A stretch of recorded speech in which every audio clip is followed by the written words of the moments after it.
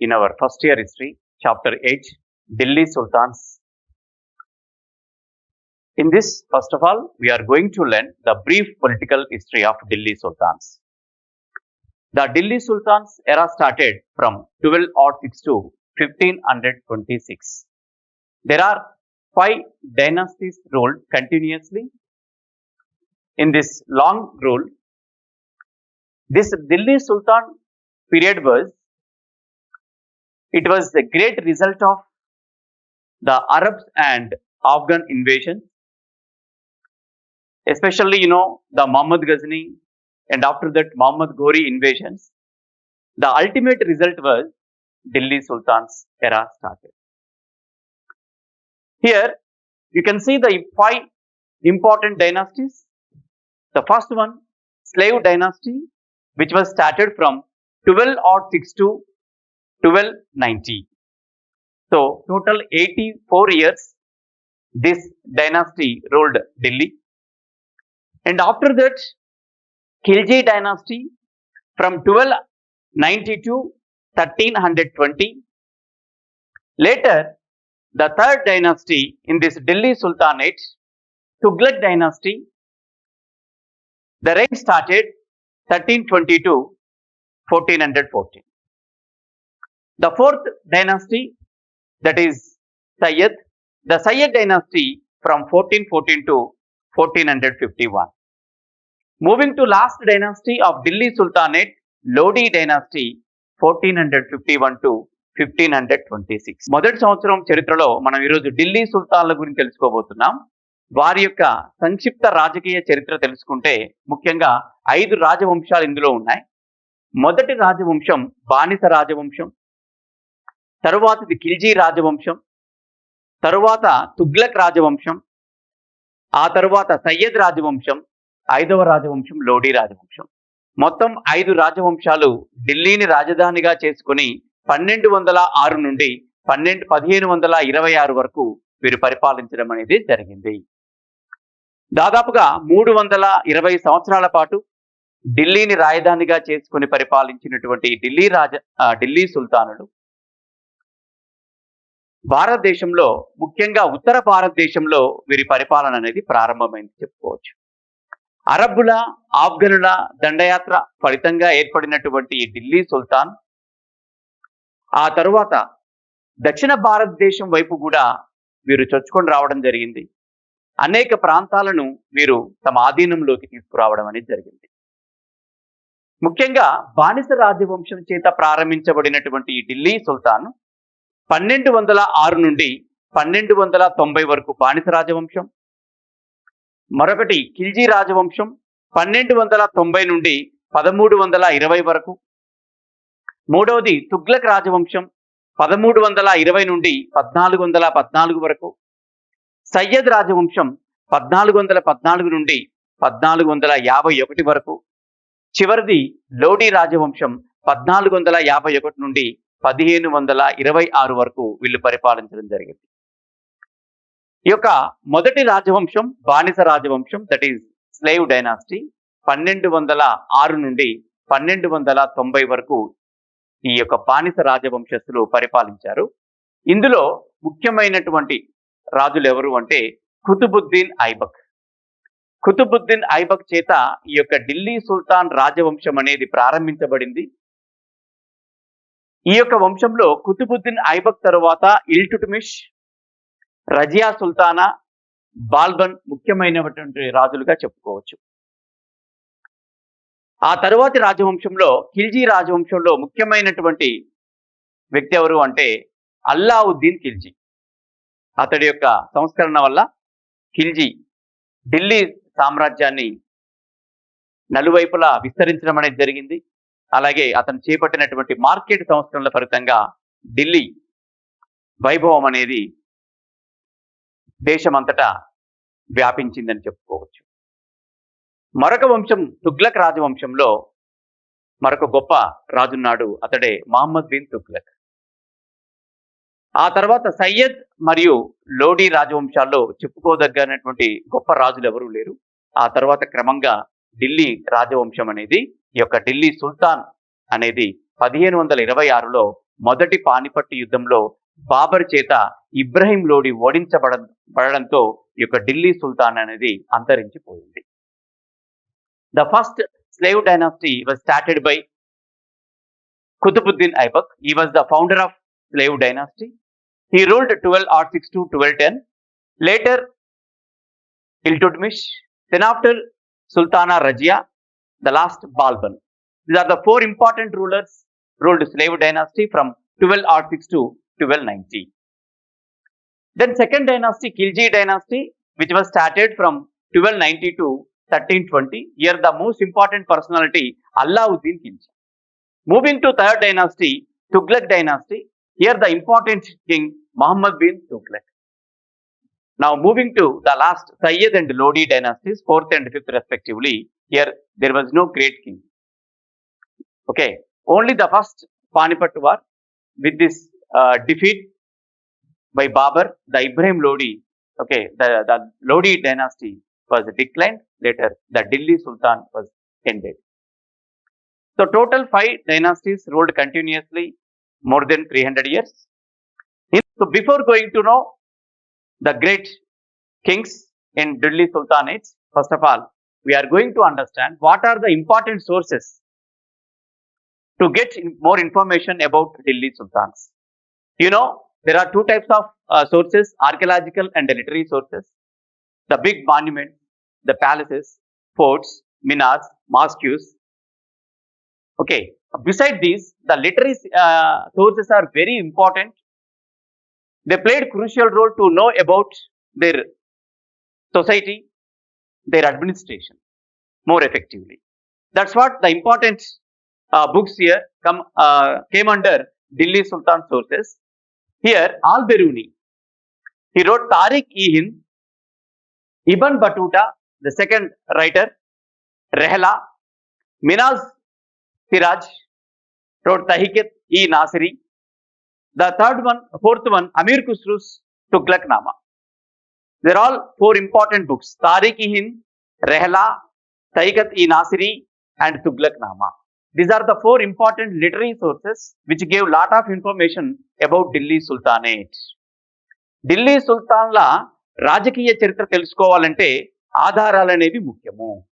ఇందులో పురావస్తు ఆధారాలు ఉన్నాయి, అలాగే సాహిత్య ఆధారాలు ఉన్నాయి. ముఖ్యంగా పురావస్తు ఆధారాల్లో చూసుకున్నట్టయితే వాళ్ళు నిర్మించినటువంటి కుతుబ్ మినార్లు కావచ్చు, మసీదులు కావచ్చు, కోటలు కావచ్చు, వాళ్ళ యొక్క భవనాలు కావచ్చు, ఇవన్నీ కూడా వారి యొక్క చరిత్రను మనం దగ్గరగా తెలుసుకునేందుకు ఉపయోగపడుతున్నాయి. ఆ తరువాత చెప్పుకోదగ్గవి సాహిత్య ఆధారాలు. ఇందులో మరీ ముఖ్యమైనవి ఏంటంటే ఆల్-బెరూని రచించినటువంటి తారీఖ్-ఈ-హింద్, ఇబన్ బతూతా రచించినటువంటి రెహ్లా, మినజ్ సిరాజ్ రచించినటువంటి తహికత్-ఈ-నాసిరి, అమీర్ ఖుస్రూ చేత రచింపబడినటువంటి తుగ్లక్నామా. ఇవన్నీ కూడా సమకాలీనటువంటి గ్రంథాలు. అంటే సమకాలీనంగా వాళ్ళు చూస్తూ ఆ ఆస్థానంలో ఉంటూ ఎప్పటికప్పుడు అధ్యయనం చేసినటువంటి గ్రంథాలు కాబట్టి ఇవి పూర్తిగా మనం ఆధారపడ్డ గ్రంథాలు, పూర్తిగా మనం విశ్వసించేటటువంటి గ్రంథాలుగా వీటిని చెప్పుకోవచ్చు. సో వీటి ద్వారా ఢిల్లీ సుల్తాన్ రాజవంశం అనేది 1206లో కుతుబుద్దీన్ ఐబక్ చేత స్థాపించబడిందని మనకు తెలుస్తుంది. 1526లో మొదటి పానిపట్టు యుద్ధం చేత ఇది అంతరించిపోయిందని మనం తెలుసుకోవచ్చు. The most important personality in slave dynasty was Qutbuddin Aibak. So he was a slave of Ghori Muhammad. So Ghori, already you know, he invaded many times in India. He defeated Prithviraj Chauhan and established here Islamic kingdom in India. So while he was invading the Indian region, so he appointed Qutbuddin Aibak as a viceroy. When he died in Ghori, so immediately Aibak declared here complete independence over the north part of India. And he set up military headquarters at Indraprastha near to Delhi. He raised a standing army and established its hold over North India. So soon after the independence, first of all, he established here standing army and his power over North Indian region. So in 1206, he declared complete independence. After the death of Muhammad Ghori, he declared independence. That's what he was the first ruler of Delhi Sultan, Qutbuddin Aibak. Ghori మహమ్మద్కి ఒక బానిసగా ఉన్నటువంటి కుతుబుద్దీన్ ఐబక్ క్రమక్రమంగా రాజప్రతినిధిగా ఎదిగి ఎప్పుడైతే ఘోరీ మహమ్మద్ మరణించాడో అతడు ఆక్రమించుకున్నటువంటి ప్రాంతాలకు వైస్రాయిగా ఒక రాజప్రతినిధిగా ఉన్నటువంటి ఐబక్ 1206లో స్వాతంత్రాన్ని ప్రకటించుకోవడం జరిగింది. అలా ఒక బానిస రాజుగా సుల్తాన్గా మారాడు. కుతుబుద్దీన్ ఐబక్ బానిసగా జీవితాన్ని ప్రారంభించి భారతదేశంలో మొట్టమొదటి ఢిల్లీ సుల్తాన్గా మనం చెప్పుకోవచ్చు. ఘోరీ ఆక్రమించినటువంటి ప్రాంతాలు ఏవైతే భారతదేశంలో ఉన్నాయో వాటన్నిటికీ ప్రతినిధిగా నియమించబడినటువంటి ఐబక్ ఘోరీ మరణం తరువాత వెంటనే భారతదేశంలో మొట్టమొదటి సుల్తాన్ అయ్యాడు. అలా రాజైన వెంటనే సైనిక ప్రధాన కార్యాలయాన్ని ఢిల్లీకి దగ్గరలో ఉన్నటువంటి ఇంద్రప్రస్థ నగరంలో ఏర్పాటు చేసుకున్నాడు. ఒక సిద్ధ సైన్యాన్ని ఏర్పాటు చేసుకున్నాడు. ముఖ్యంగా ఉత్తర భారతదేశంపై తన పట్టును కోల్పోకుండా చేయడంలో ఈ సిద్ధ సైన్యం అనేది ప్రముఖ పాత్రను పోషించింది. అలా 1206లో స్వాతంత్రాన్ని ప్రకటించుకున్నటువంటి సుల్తాన్ Qutbuddin Aibak. He assumed the title Sultan and made Lahore its capital. Immediately after getting independence, first of all, he made Lahore as his capital, and he donated whenever any writers came to meet Qutbuddin Aibak, he donated his wealth, his property or cash, whatever it is. So then the writers considered here Lakh Baksh. Lakh Baksh means donated lakhs to the people, especially the Muslim writers. So he patronized here great scholars, especially Hasan Nizami. He was a great scholar, so that he patronized great pundits, great scholars in his court. And Bakhtiyar Khilji, Khwaja Qutbuddin Bakhtiyar Khilji, he was a famous Sufi saint. That's what after his death, he established here, he started the construction, a great minar, that is Qutub Minar. So in the name after Bakhtiyar, Qutbuddin Bakhtiyar Khilji, he started the construction, a great minar, that is Qutub Minar, which was 238 feet height. A tall tower in India, the tallest tower in India, that is Qutbuddin Bakhtiyar Khilji, in the name of a Sufi saint, because he followed Sufism and he liked Sufism. That's what he started the construction. The name after is Sufi saint Bakhtiyar, Qutbuddin Bakhtiyar Khilji. So this minar was started by Qutbuddin Aibak, but it was completed by Iltutmish, the next king. And Chaugan. Chaugan means it was a game, horse polo game. While he was playing the horse polo or Chaugan game, so he fell off from the horse and he died. After that, Qutbuddin Aibak, Aram Baksh, his son, came to the throne. So this is the story of Qutbuddin Aibak. So Qutbuddin Aibak మొట్టమొదటిసారిగా లాహోర్ని రాజధానిగా చేసుకొని పరిపాలించాడు. Delhi sultanate గా ప్రారంభించబడినటువంటి బానిస రాజవంశం మొట్టమొదట లాహోర్ రాజధానిగా ఉండింది. కేవలం ఐబక్ కాలంలో మాత్రమే లాహోర్ రాజధానిగా ఉంది. ఆ తర్వాత ఢిల్లీకి రాజధాని మార్చబడింది. ముస్లిం రచయితలైనటువంటి అందరూ కూడా కుతుబుద్దీన్ ఐబక్ని లాక్ బక్ష్ అని పిలిచేవారు. లాక్ బక్ష్ అంటే లక్షలు ఇచ్చేవాడు అని అర్థము. అంటే ఎవరు అడిగినా కూడా లక్షలు కాదనకుండా ఇచ్చేవాడు. అందుకే రచయితలందరూ కూడా లాక్ బక్ష్ అని పిలిచారు. మరొకటి, ఇతడు అనేక మంది పండితులను ఆదరించాడు, రచయితలను ఆదరించాడు తన యొక్క ఆస్థానంలో. అలా ముఖ్యంగా హసన్ నిజామీ అనేటువంటి గొప్ప పండితుడిని, రచయితని ఆదరించినట్టుగా మనకు తెలుస్తుంది. అలాగే కుతుబుద్దీన్ ఐబక్ నిర్మించినటువంటి గొప్ప నిర్మాణం ఏంటంటే కుతుబ్ మినార్. ఢిల్లీలో నిర్మించినటువంటి కుతుబ్ మినార్ తను ఇష్టపడేటటువంటి, అమితంగా ఇష్టపడేటటువంటి గురువైనటువంటి, సూఫీ గురువైనటువంటి కుతుబుద్దీన్ బక్తియార్ ఖిల్జీ, ఈ ఖ్వాజా కుతుబుద్దీన్ బక్తియార్ ఖిల్జీ ఎవరైతే ఉన్నారో ఆ యొక్క సూఫీ సెయింట్ జ్ఞాపకార్థము, ఆ సూఫీ సన్యాసి జ్ఞాపకార్థకంగా ఢిల్లీలో నిర్మించినటువంటి ఒక గొప్ప కట్టడమే కుతుబ్ మినార్. ఆ తర్వాత ఇది ఇల్టుట్మిష్ చేత పూర్తి చేయబడింది. ఇలాంటి భారతదేశంలో ఒక బానిస వంశాన్ని, ఢిల్లీ సుల్తానేట్ని ప్రారంభించినటువంటి, ఒక గొప్ప రాజవంశాన్ని ప్రారంభించినటువంటి ఈ యొక్క కుతుబుద్దీన్ ఐబక్ చివరికి చౌగాన్ అనే ఒక పోలో ఆట ఆడుతూ గుర్రంపై నుండి పడి చనిపోవడం అనేది జరిగింది. ఇతని తరువాత ఆరాం బక్ష్ అనే వ్యక్తి రెండవ సుల్తాన్గా ఢిల్లీ సింహాసనం అధిరోహించడం అనేది జరిగింది. అలా ఢిల్లీ సుల్తాన్, మొట్టమొదటి ఢిల్లీ సుల్తాన్ అయినటువంటి కుతుబుద్దీన్ ఐబక్ కేవలం 4 సంవత్సరాలు మాత్రమే పరిపాలించి భారతదేశంలో ఒక గొప్ప సామ్రాజ్యానికి పునాది వేసిన చక్రవర్తిగా, సుల్తాన్గా అతడి చరిత్రలోకి ఇక్కడ జరిగింది. The next most important personality in Delhi Sultanate was Iltutmish. He ruled 1211 to 1236. Total 25 years he ruled. He made Delhi as his capital. So before that, Lahore was his capital. Later he shifted the capital city from Lahore to Delhi. So he belonged to Ilbari tribe. So that is a slave tribe. So he belonged to Ilbari tribe. So he was sold to Kutubuddin Aibak by his half brothers. He sold him as a slave to Aibak, later who made him son-in-law. So he married, okay, he gave his daughter to Iltutmish and made son-in-law. That's what. And later he appointed by Aibak as a Iqtadar of Gwalior. Iqtadar of Gwalior. In 1211, Iltutmish defeated Aram Baksh and became Sultan. So already you know the second Delhi Sultan here, Aram Baksh, the son of Kutubuddin Aibak.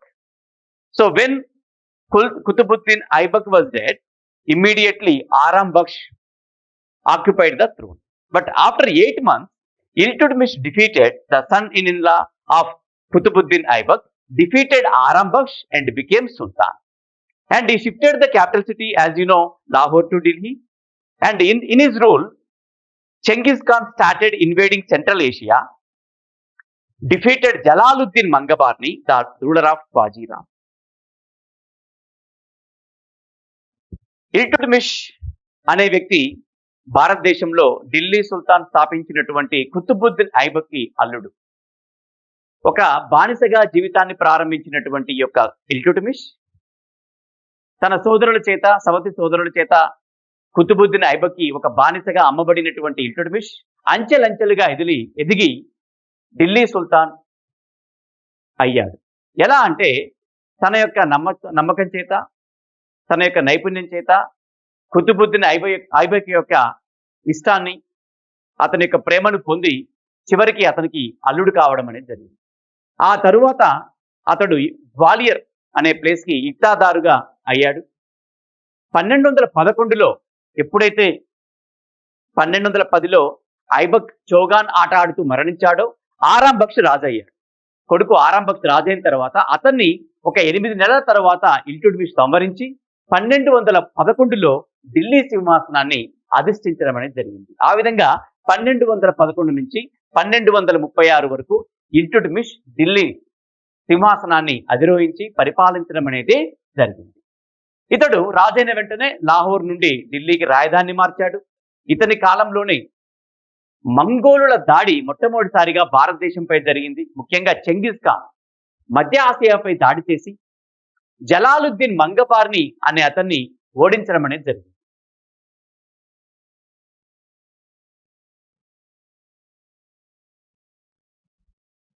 As you know, Mangabarni crossed the river Indus and sought asylum from Iltutmish.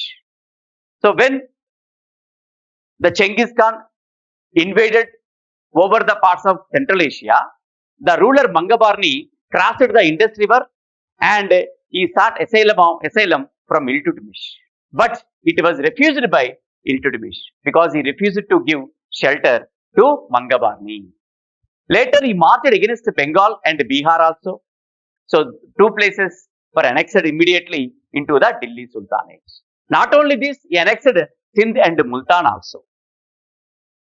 మంగబార్ని అనే ఒక మధ్య Asia రాజు ఎప్పుడైతే మంగోలుల దాడి జరిగిందో వెంటనే అతని చేతిలో ఓడిపోయినటువంటి ఈ యొక్క మంగబార్ని ఇల్టుట్మిష్ ఆశ్రయం పొందటానికి సింధు నదిని దాటి ఢిల్లీ రావడం జరిగింది.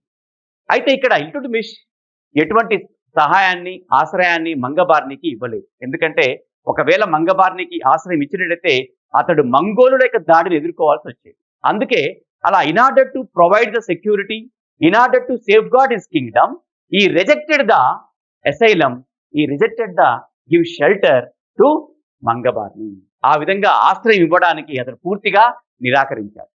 అటువైపున మంగోలుల దాడిని ఎదుర్కొంటూనే మరొక వైపున బెంగాల్, బీహార్ వరకు తన సైన్యాన్ని పంపి ఆ రెండు ప్రాంతాల పైన తన ఆధిపత్యాన్ని చెలాయించాడు, తన అధికారాన్ని నెలకొల్పాడు.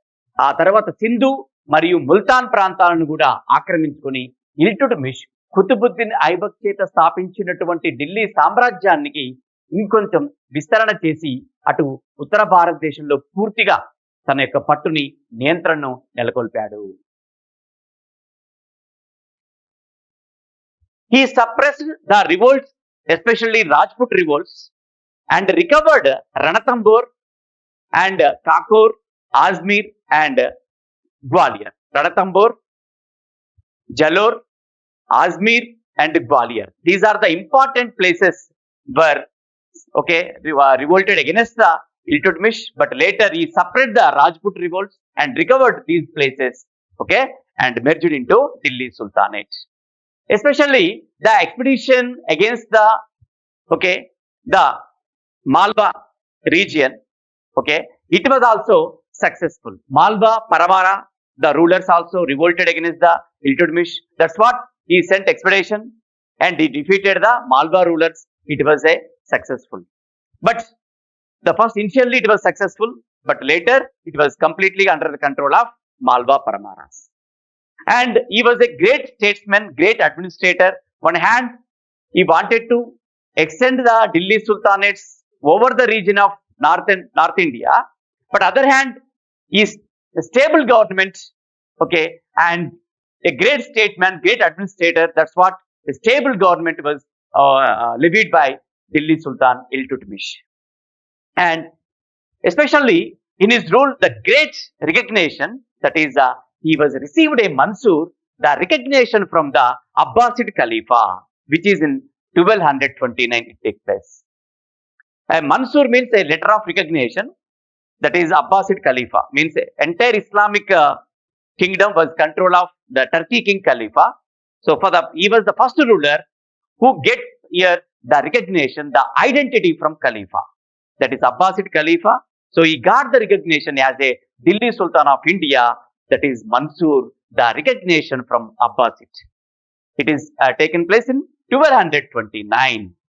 And later, he nominated his daughter Razia Sultana as his successor. Razia Sultana as his successor. The second, after Iltutmish, he nominated Razia Sultana as.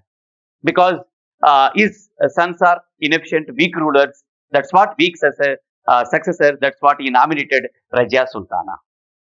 రాజపుత్రుల యొక్క తిరుగుబాట్లను అణిచివేసి రణతంబూర్, జలోర్ మరియు గ్వాలియర్లను స్వాధీనం చేసుకున్నాడు. అలాగే మాల్వా, పరమారుల వ్యతిరేకంగా దాడి జరిగింది. మొట్టమొదటిసారిగా వాటిని ఎదిరించగలిగాడు, కానీ పూర్తిగా విజయవంతం కాలేకపోయాడు ఇల్టుట్మిష్. ఈ విధంగా ఒకవైపు దాడులు చేస్తూనే మరొక వైపున రాజ్యంలో శాంతిని నెలకొల్పాడు. అందుకంటే గొప్ప రాజనీతిజ్ఞుడు, గొప్ప పరిపాలనావేత్త, ఇక్తాదారుగా పనిచేసినటువంటి అనుభవం ఉంది కాబట్టి గొప్ప రాజనీతికుడు అయ్యాడు. అందుకే పరిపాలనలో ఇక్తా వ్యవస్థను ప్రవేశపెట్టడం, ఆ తర్వాత పరిపాలనలో ముఖ్యంగా చెప్పుకోవాల్సింది చిహల్గన్ అనే ఒక కూటమిని కూడా ఏర్పాటు చేయడం అనేది కూడా జరిగింది. ముఖ్యంగా ఇతడి యొక్క పరిపాలన పరంగా, ఇతడి యొక్క దాడుల వలన, ఇతడి యొక్క సామ్రాజ్య విస్తరణ వలన ముఖ్యంగా ఖలీఫా నుండి అతడు ఒక ఐడెంటిటీని పొందడం జరిగింది. మన్సూర్ని పొందాడు. మన్సూర్ అంటే ఏంటంటే ఖలీఫా ఇల్టుట్మిష్ని ఒక సుల్తాన్గా గుర్తించడం జరిగింది. అంటే మొత్తం ఇస్లాం ప్రపంచానికి అధిపతి అయినటువంటి ఖలీఫా మొట్టమొదటిసారిగా ఒక సుల్తాన్కి ఒక గుర్తింపునివ్వడం జరిగింది. అలాంటి గుర్తింపు పొందినటువంటి రాజు ఎవరంటే భారతదేశంలో ఇల్టుట్మిష్ గా చెప్పుకోవచ్చు. ఆ తరువాత అతడు తన కుమార్తె రజియా సుల్తానును వారసురాలిగా ప్రకటించడం అనేది జరిగింది. అంటే తన కుమారులు ఎవ్వరూ కూడా సమర్థులు కాకపోవడం చేత, అసమర్థులు అవ్వడం చేత తాను నిర్మించినటువంటి ఒక మహా సామ్రాజ్యం ఏదైతే ఉందో అది కనుమరుగైపోతుందనే భావనతోటి తను రజియా సుల్తానాను నామినేట్ చేయడం జరిగింది. ఒక మహారాజా ఉండి కూడా మొట్టమొదటిసారిగా తన కూతురిని ఒక మహారాణిగా చేయాలనుకున్నాడు. సమర్థురాలైనటువంటి రజియా సుల్తానాను మొట్టమొదటిసారిగా తన వారసురాలిగా ప్రతిపాదించాడు. అయితే మొట్టమొదటిసారిగా ఢిల్లీ సుల్తాన్ రాజవంశంలో ఈ యొక్క వారసత్వ యుద్ధాలు కానీ వారసత్వ గొడవలు కానీ ప్రారంభమయ్యాయి అంటే అది ఇల్టుట్మిష్ కాలం తర్వాతనని చెప్పుకోవచ్చు. అంటే ఎప్పుడైతే రజియా సుల్తాన్ నామినేట్ చేశాడో, తన పేరును ప్రతిపాదించాడో, అటు సర్దారులు, ముస్లిం సర్దారులు కానీ రాజవంశీయులు కానీ వీళ్ళందరూ కూడా ఈ యొక్క కుమారులు ఎవరైతే ఉన్నారో వీళ్ళందరూ కూడా వ్యతిరేకంగా తిరుగుబాటు అనేది జరిగింది. అంటే మొట్టమొదటిసారిగా వారసత్వ యుద్ధాలు సింహాసనం కోసం ఢిల్లీ పరిపాలన కాలంలో, ఢిల్లీ సుల్తాన్ల పరిపాలన కాలం ఎప్పుడు జరిగాయి అంటే ఇల్టుట్మిష్ కాలం తరువాతనని చెప్పుకోవచ్చు. ముఖ్యంగా ఈ established year hereditary succession was initiated by Iltutmish, as you know, and he patronized many scholars and Sufi saints. And already you know, he completed the construction of Qutub Minar, which was first established by Aibak. And Ajmer Mosque also later he constructed. He introduced here Arabic coins into India. So first time he introduced here Arabic coins into India, especially he introduced silver tanka, which consists of 175 grams. Is the great coin. The weight of silver tanka here 175 grams. Okay. The most important thing, Chihalgani, which was introduced or established by Iltutmish, that is Chihalgani. Chihalgani means consists of 40 sardars, 40 noblemen. So to give advices, to give support to the noble family, to the royal family, he appointed here Chihalgani. The 40 members group consists of amirs, sardars, noblemen, royal people. Iltutmish కాలం అనేది వారసత్వ యుద్ధాలు ప్రారంభం కావడానికి కూడా ఒక సూచనగా చెప్పుకోవచ్చు. అయినప్పటికీ ఇతని కాలంలో అనేక మంది కవులను, పండితులను పోషించాడు. ముఖ్యంగా సూఫీ కవులను, సాధువులను కూడా పోషించడం అనేది జరిగింది.